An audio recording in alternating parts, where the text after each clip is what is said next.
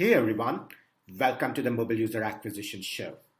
In the Mobile User Acquisition Show, we feature interviews with the smartest folks in mobile and growth who share invaluable, actionable, tactical insights on every aspect of mobile growth and marketing, not to mention some adjacent areas just as well. The Mobile User Acquisition Show is presented by me, Shamant Rao, CEO of the mobile growth marketing firm Rocketship HQ, and produced by Karishma Sundaram, our superstar content marketing manager at Rocketship HQ. Each episode includes strategies, tips, and pointers from the leading edge of mobile growth marketing that you can use to unlock tremendous growth for your app in a sustainable and capital efficient manner. We talked about some of the challenges with privacy thresholds and Facebook's recommendations in one of our recent episodes, which is titled What's Working Right Now post ATT iOS 14.5 in Mobile User Acquisition, 6 Opportunities to Address Performance Deterioration. Now, in this episode, we talk about how Facebook has recommended setting up campaigns so that you hit at least 128 installs a day, so that these campaigns can overcome Apple's privacy thresholds and you can actually see conversion values for your campaigns. Now, for many smaller advertisers, 128 installs a day per campaign is expensive and it is risky. However, we did get a chance to test this on some of the larger campaigns we work with, on some of the larger advertisers we work with, in order to understand, does hitting 128 installs a day solve your conversion problems? Does it lead you to see all conversions, at least those reported by SKAdNetwork? We don't necessarily need to see, the traditional conversions because that's not possible just now. But at least, are you able to see what's reported by SKAdNetwork? The answer, my friends, has been disappointing. To start, yes, getting to 128 installs a day did make a difference. A number of campaigns that used to have 0 conversion values, or null in Apple terminology, started to see non-zero conversions. However, these conversions were still so few that they just weren't meaningful to draw performance conclusions from. To give a concrete example, on a couple of accounts, we saw thousands of dollars in spend because we were aiming for $128 installs per campaign. These thousands of dollars in spend resulted in 2 or 3 purchase conversions, which is very, very poor compared to the day 0 cost per unique purchase that we were getting in the past. Now, this used to be in the $100 to $150 range by day 0, and this ended up being in the thousands just now. As an aside, we do want to benchmark SKAdNetwork reported performance metrics against D0 metrics from the past, because you want to capture what happens within the first 24 hours, because you want to allow for the signal loss due to Apple's system of timers, which we have gone into in much more detail and depth in other episodes. So please check those out if you're still unacquainted with Apple's system of timers. Now, the fact that you have a few purchases, while it's better than having 0, still makes it extremely difficult to evaluate performance. By the way, when I say purchases, we have also seen this with other post-install events, including registrations, right? Even registrations, we just get so few of them on Facebook that it's very, very challenging. So if you're required to commit to spending 128 installs a day and spending thousands on a campaign, you're still flying somewhat blind. That's a problem and that's risky. Now, something that makes all of this more curious is that the privacy threshold is not a problem on other self-attributing networks or ad networks.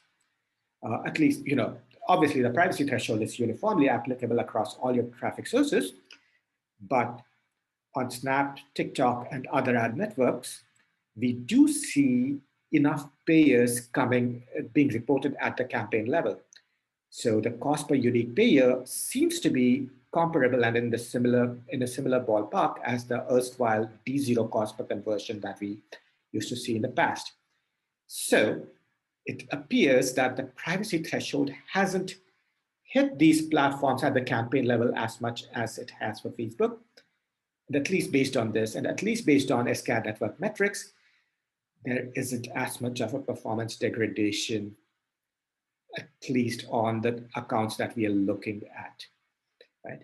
So what gives? Why is Facebook's conversion measurement seemingly broken? Why are we just seeing so few conversions, even after we hit 128 installs a day and spend like thousands per campaign? This is our strongest hypothesis. Now, we've actually talked about this in more detail in our workshop series, Mobile Growth Lab. Facebook has limited advertisers to 9 campaigns per account, even though Apple limits us to 100 campaigns per app. Now, Facebook is very likely setting up campaigns under the hood that it is dynamically using for creative testing and iteration. So even though advertisers see 9 campaigns, under the hood there are actually 100 campaigns. Some of these could be creators, some of these could be ad sets. Facebook's turning these on and off behind the scenes dynamically to do its own creative testing, to do its own audience testing, while exposing only 9 campaigns to advertisers.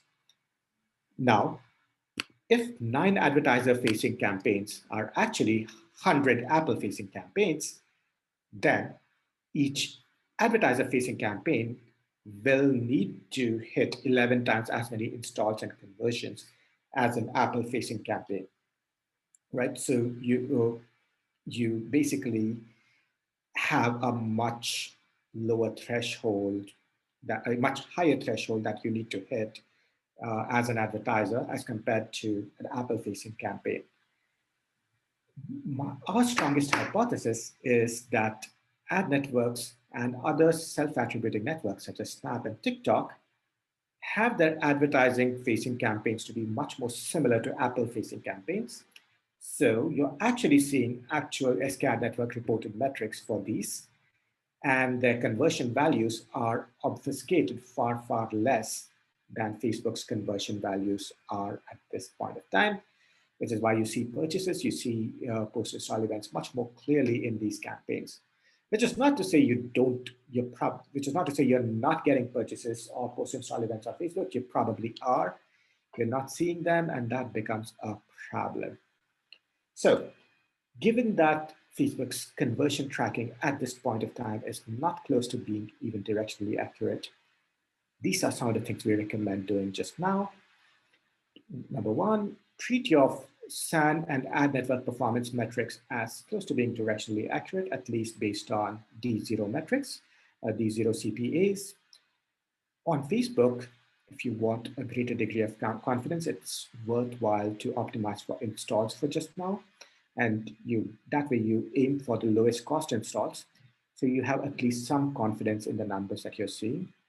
Compare Facebook campaigns against each other in terms of CPAs, but do not compare Facebook reported SKAdNetwork metrics versus other channels, because these are not apples to apples comparisons just now.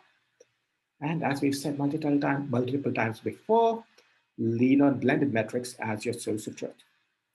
Again, these, unfortunately, much as I hate to say it, are not perfect solutions, because we are not living in a perfect world just now, especially with measurement being broken post iOS 14.5.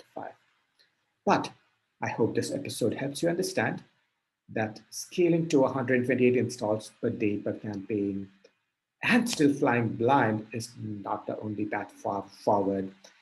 And if anything, that may be a very, very risky path. I would recommend looking at some of your other options so you can get as much visibility and transparency as possible given these circumstances.